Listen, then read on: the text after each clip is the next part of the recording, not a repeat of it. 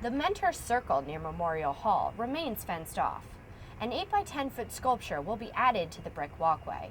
The massive granite structure, called Wings of Thought, honors the university's founding father, Reverend Francis Allison.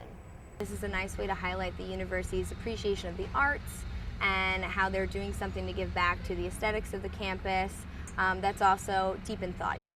The University of Delaware's Patrick Harker hopes that students and faculty will draw inspiration from the sculpture.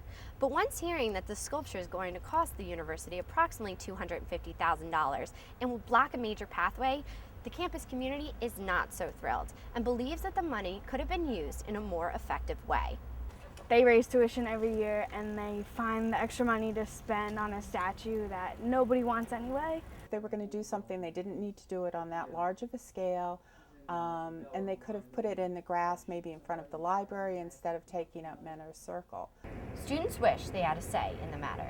If you're going to pay that much money for a piece of art, why not take into account what students actually want, and where they would want it? I mean, I don't think anybody would be opposed to another fountain somewhere. I think that's a terrible shame that we were able to spend this amount of money without any input from students or alumni or anyone other than a few professors who already had a bias towards having a large sculpture here. If 99% of the campus said, we want this sculpture, and I was the only person who said, I think it's an eyesore that shouldn't be in the middle of Mentor Circle, I would say that at the meeting, sit down and shut up and let everyone have their sculpture, because I just think it should have been more of a community decision.